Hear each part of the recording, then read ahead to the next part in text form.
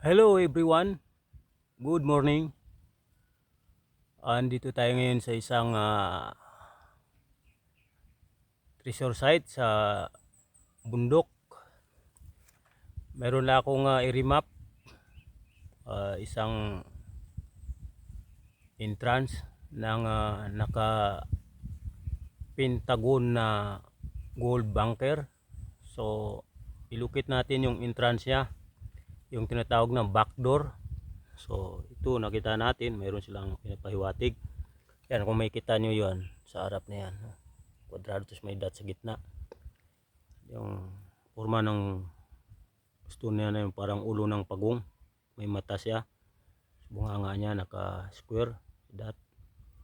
Yan po sila ay naka triangulation. Pero kung titingnan mo yung marka niya, ito naka ukit na C. Yan, may naka ukit, no, naka C siya. Yan, mapansin nyo kasi so nakikita niyo ito, naka puzzle. So kailangan matanggal yan. Yun yung pangalawa at yun yung pangatlo sa triangulation. Ngayon titingnan natin yung mga hugis ng mga stone marker nila. Dito natin makikita at mababasa kung nasaan yung load, kung ito ba ay nagtuturo ng backdoor, no, o entrance ng isang nakapintagon na gold bunker. Ito, kakaiba ito, pentagon. Ito unang-una mapapansin niyo ay hugis puso, no, heart din. Madulas, nasa bundok tayo no. So yan, kung igaganyan mo ay hugis puso din. Yan. So kapuso din, baliktaran na dalawang puso. At ito din ang isa. Yan. Puro mga hugis puso. At ito naman ay naka rectangle o pahaba. Pero mayroon siyang dulo. So parang ano ng dide, no. So ngayon may guide na tayo dahil meron siyang baglis. So paturo pa ganun, pa doon. So yun naman parang box paturo ganun. Yung isa na stone marker doon, ika-tatlo nila, hugis puso din eh. Oh, hugis puso din siya. So itong site nito ay isang Yamashita treasure site. So mga big load tong nandito, no. So ngayon mga ka-treasure hunters, alalayan ninyo ako sa panonood o sa pagtuklas paano ba ang dapat tamang gawin, no? Lalo na sa mga baguhang treasure hunter, kahit yung mga luma na lagi kayo nabubukya. So panoorin ninyo ito kung paano natin matuklas yung backdoor ng isang nakapintagon na gold bunker. Kaya nakita nyo yung dalawang ano niya, no, magkamuka pero triangulation din. Yan, mga kakaibang paglagay nila ng ano, palatandaan. So samahan niyo ako. Yan, no, so may guide na tayo, naka triangulation. Tapos base dun sa marka niya ay mga heart. At yung nakaguhit na ito dito ay ito, sa tingin ko to sa aking ano, iwan ko lang dyan sa video, pero dito letter C yan eh. So may guide na tayo na isa sa mga ano ng backdoor ito. So trans. Ngayon gagamit tayo ng kumpas at metro, no, para maano natin. Yan, kung titingnan mo yan siya. Tapos yun, ito yung pangatlo. Andun yung tulis. Kung gagamitan mo yung kumpas, yun, mula doon papunta dito sa tinatayuan ko ay 135 degree, no? So baka simot niya 315 degree. Dito naman, pag gumamit ka ng kumpas, pag kinumpas mo yan mula dito sa kinatatayuan ko papunta roon ay code 9, 180 degree. Pag dito ka naman mula dito sa kinatayan ko, pag magkumpas ka ay 120 degree. So pareha sila nasa compass code alignment. Ibig sabihin, yung sa kinatatayuan ko ay nandito banda yung load. Mamaya titingnan natin nasaan naman yung nakapintagon na gold bunker, no? So ngayon kukumpasin natin para sa inyong benepisyo, para ma-confirm na totoo yung sinasabi ko. Ang direksyon niya ay yan. So alas 10 na magtatanghali na, medyo mainit ang araw. So yan, no, 120 degree. Napansin nyo dyan. Ito naman sa kabila na yan ay i-ano natin sa 180 degree. Yan. So nakasentro ang bubbles. Yun. 180 degree. So tinamaan siya, no. Yan. So yun naman, yung heart na bato doon, hindi siya ma-perfect sa 135 degree. Pero ang matataman, yung tatlong bato na yung kanina, yung naka-triangle, yun yung matataman ng 135 degree. So kaya so naglagay ng extra doon. Yan. Kasi 135. So yan. Ayusin natin ng timpla. Yung kamera ko pala. Hindi ba makita na. Yan. Lakas ang magnetic field dito sa ano ko. Magalaw yung kuan, ayan. So 135 degree. Yun ang matataman yung yung tatlong bato na pinakita ko muna kana, yung maliliit na tatlo. Yan, yan. Yan. Isa, dalawa, tatlo, naka-triangulation, no. Yan yung ang heart na yan, malaki.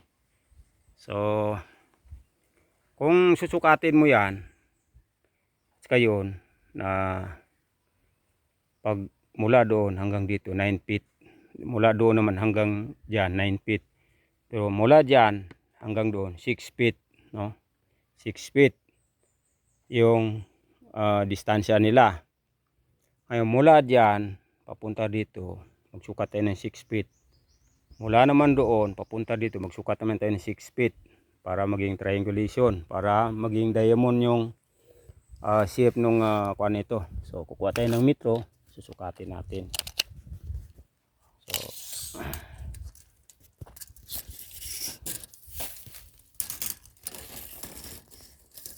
sana yung 6 feet. 6 feet. Ayan, no. So tuluan ng pawis. Yan, 6 feet po yan. Yan, nakita niyo yung kuan, no. Wala dun sa bato na yun. So mula naman dyan, ito gitnang gitna ito no. So mula dyan ito 6 feet din. Yan. So ibig sabihin triangulation din siya. Yan, ganun. Ngayon andito yung banda yung ano, yung 6 feet. Ayan. So, dito yun. Ngayon bakit nandyan? Ibig sabihin nandito yung load. Yan. Ngayon i-detect natin kasi nandito man yung load. Unahin natin yung locator. So ano natin ang locator, tatapat natin dyan dito sa ano na yan. Yan. Ikot kaagad. Yan. So ibig sabihin nandito yung load, no, sa pagitan ng ano. So 6 feet 6 feet. Yan, itong basang load. Yung dimension ng load ay meron siyang muhon dito, no. So mainit na yan, makikita nyo may bato yan, yan yung muhon. Ito naman yan muhon din. So yun doon may muhon. So ito yung isa, pang-apat. So ibig sabihin box o square siya. Susukatin natin. Yan. Lagpas siya ng 12 inches o 13. Woo! Ito matawag. Naligaw ata kaya nandito ako sa bundok So 14 din, no? 14 din dito. So yung haba naman yung pag ganyan ay 16. Yan. Dito. 16 by 14. Yan o. So ito yung load. May tumatawag. Baka yung kausap ko eh. Sige lang, tatapusin ko ito. So dito yung load. Ngayon, mula dito sa load, ay yung pendulum ko hindi pa na. Sige lang. Subukan muna natin ang pendulum para match yung dalawa. So yung pendulum ko meron siyang bagong tali na ano ito, bagong bili, bagong gawa, bagong lagay lang. Ito ay yan. Oh. So yan man yun, oh. May kita nyo dito, ilapag natin sandali. Up, mulong. Kung makikita nyo ito, oh, matulis. Nagtuturo dito sa load. Yan man yung muhon ng load. Ito yung muhon ng isang load. So nagtuturo dyan sa load. Ngayon, try natin yung yan mula dyan.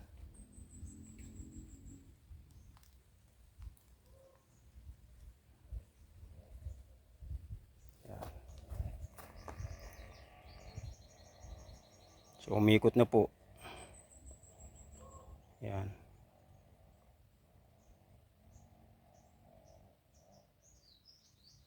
Yan, nakita nyo yung anino ng kamay ko, no? Mas maganda kasi mahaba para walang daya. Mahaba yung tali ng pendulum ba? Mas maganda kung mahaba. Para walang daya.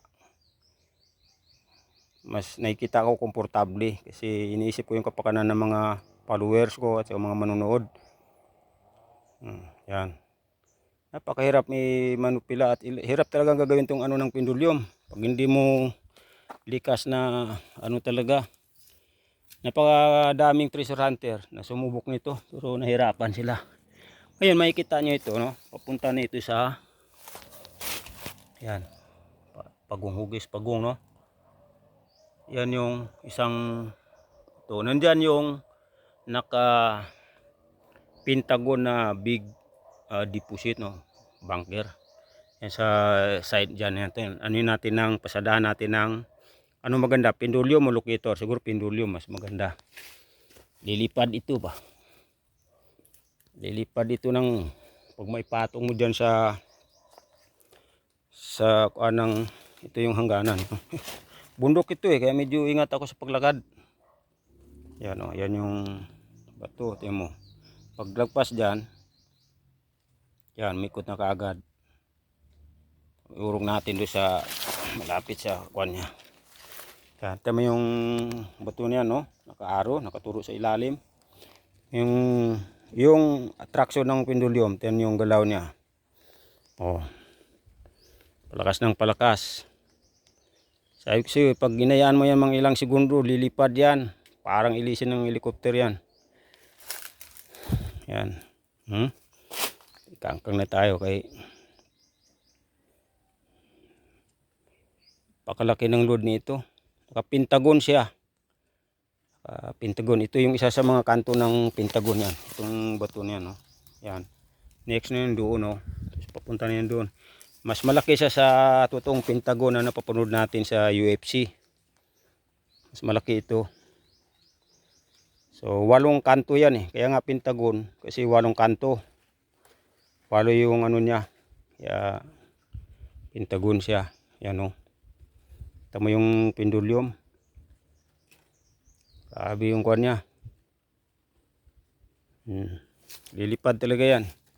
Yan o. Ganda kung may cameraman ba makita nila. Iiwas mo na lang yung tuhod mo kaya tatamaan ng lipad. Ikot niya. Laking load ito. So, yan o. Ang nakita natin yung entrance, yung back door niya. Kasi mayroon pa yung mga tunnel, malalayo. Mula doon sa patag, papunta rito. Bali dalawa yan eh. Isa lang, nandun yung entrance niya sa patag. Mayroon din naka-triangle na bato doon na parang ganito din o. Ang ganda nito kasi, yung back door niya ay may load na isa, no? Kasi makuha mo yan, mag-drip ka na o pa-slanting na papunta doon sa big load.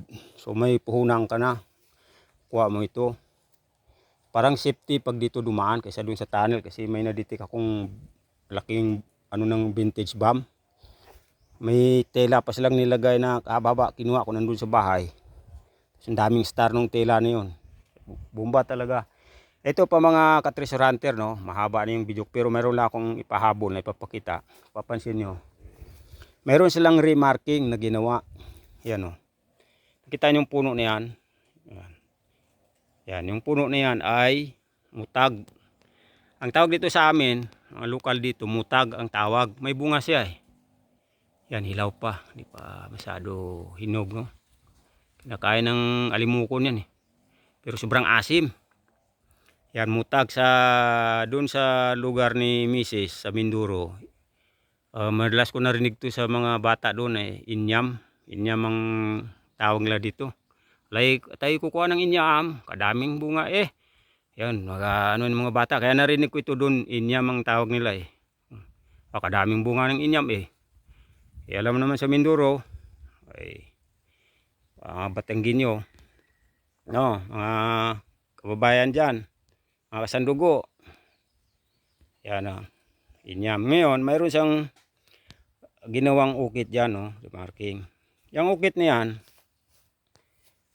susukatin natin 12 inches siya. 12 inches. So lapitan natin. Ibali magka-part 2 tong video ko. Importante makumpleto ko lang yung remap ko. Kaya makita nyo. Wala dyan. Yan o, 12 inches. So tingnan nyo naman. Inano ng chemical, no? Hindi siya inano ng itak, pero inano ng chemical kasi may balat pa, oh. So 12. Mula dito papunta doon sa load ay 12 feet, no? 12 inches ito, 12 feet. Tama yung may bato pa dito. Yan, oh. Hugis puso siya. Ay mula diyan ay 9 inches, 9 feet. Mula doon sa load hanggang diyan 9. Tapos mula naman dito papunta dito sa puno nito ay 3 feet. So 12, di ba? O 12 inches. O 12 feet. Ngayon, susukatin natin para masabi nyo ito yung sinasabi ko. Yun yung muhunong. Yan, hanggang doon sa may bato na yun. Muhon yun, yung muhunong load, no? So, idagdag na lang natin doon sa gitna. Ngayon, ano natin doon sa sintro ng load para umabot dito ng 9. So, pero kung doon lang sa bato niyon, yan sa bato na sa muhon niya, yun, oh. Dito yung, yan yung 9. Medyo lumagpas sa bato, oh. 9. So dito yung guhitan natin, yan. Okay, magsusukat pa tayo ng another 3 feet para umabot dito sa, so yan yun, oh. Yan man yun, yan yung bato. So diyan man yung 9. So yan, tingnan nyo, oh. Saktong sakto 3. So 9 plus 3, 12 feet. Ang sukat ng ukit nito ay 12 inches. Sangpi. Tanyo, talagang inano nila. So pupunta dun sa load. Ganun po. Tapos yung direksyon niya, pag magkumpas ka mula dito sa puno nito papunta dun sa load ay 300 degree. Back azimuth niya ay 120 degree, no? 120 degree pag papunta ka doon mula dito sa puno. Pag mula ka naman sa load papunta dito sa puno ay 300 degree. Tapos back azimuth niya ay 120 degree. Kita nyo, talagang nasa tama yung paglukit. Nakadetalyado lahat. So sana naintindihan ng mga kapwa natin na mga baguhang treasure hunter. Makakuha sila ng ideya. Tingnan nyo lahat ng mga bato sa paligid, patulis. Nagtuturo dito sa deposit. Ito naman simple lang siya, parang heart, pero mayroon siyang tulis dito. Nagtuturo din sa deposit. So yun pa, yung kuha na yun, no? So Ano lang po, mga ka-treasure hunter, ang tamang pag-remap. Gumamit tayo ng metro, gumamit tayo ng compass, at higit sa lahat na legit na accurate na locator o detector. Ito po para malukit natin saan ang tama. Nga pala, mula dito sa load papunta doon sa big load, ang direksyon niyan ay north-south. Pag mula ka dito sa small deposit, papunta ka doon, ang compass direction niya sa ilalim ay north-south na yan eh, baliktaran na, north-south. Pero dito sa surface, nandun yung north sa big load, papunta dito sa small load ay south. Pero pag doon ka na sa ilalim, pag bumpas ka na, mula dito ay north, papunta doon ay south. Ganun po yun, baliktaran. Iba yung compass bearing alignment sa underground at iba din ang compass bearing alignment sa surface. So, sana may natutunan kayo at salamat muli.